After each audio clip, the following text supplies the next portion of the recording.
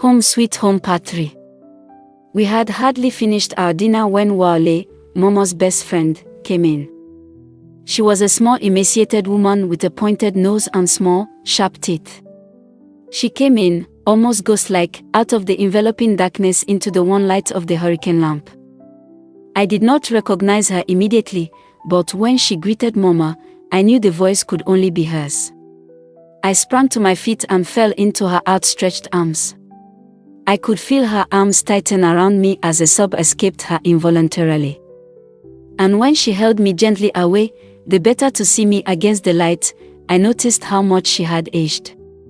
Her face was wrinkled and grizzled and there were many gray spirals in her hair. Oh, my beauty, my lovely girl, the song in my heart, the joy of my life, you are back. How you've grown. The baby of yesterday is today's elegant woman, said she half to me and half to Mama. It's incredible, Mama said with a hint of pride. She's going to make a grandmother of you sooner than you realize. The sooner the better. I've waited long enough as it is. I should love to hold a grandson in my arms before I die. Don't think of death. Life is what matters. Your life. When you see her, you should pray for long life. Amen, Mama said. My friend, Sarah, was Wale's only daughter. As I said, we had grown up together and had attended school together. She had not been able to complete her elementary schooling, although she was a brilliant girl. It was a lack of money. Her parents could not pay her fees. But that was only an excuse. Her parents had wanted her to have children, to procreate so that the family would not die off. And she had had to obey them. She had not married and her 4 children were by 4 different men. I suspected her 5th pregnancy was by a 5th man. I had not seen her all evening and I wondered what the matter was.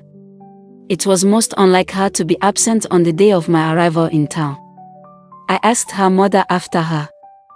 Her face fell immediately. She's traveled, she said evasively. Where to? I asked. I don't actually know. When is she coming back? I'm not very sure. Mama kept looking hard at me. I was at a complete loss as to the meaning of Wale's evasiveness and Mama's evident distress at my questions. I decided against asking further questions. Mama offered her friend some supper. She sat down to eat with a there, that's a darling. What would I do without you? I watched her as she dipped her fingers into the food and took the morsels into her mouth. She did not eat much, and took her leave as soon as she had finished, slinking into the night like a cat. When she was gone, I asked Mama about Sarah. I could see that Mama did not want to answer. Is she dead? I asked, anxious. No, she's not dead. Is she ill? No, she's not ill. Then what's the matter? The questions you do ask. You must be tired after your long journey. Why don't you go to bed? I've laid your bed already in the spare room and your box is in there. I won't go until you tell me what's happened to my friend. Mama saw I was determined to know, then she said, enjoining me to secrecy. Well, you remember her last pregnancy. She had twins. She could not stay in the town anymore. She went away across the river. I looked at Mama very closely. She averted her eyes from mine. She's not dead? I inquired. Oh, no, she's not dead. And the twins? I believe they died. And don't ask me any more questions. The words I wanted to say came flooding into my lips, but died there. I got up and walked heavily to my room and lay down. For a while I could not sleep and lay staring into the darkness.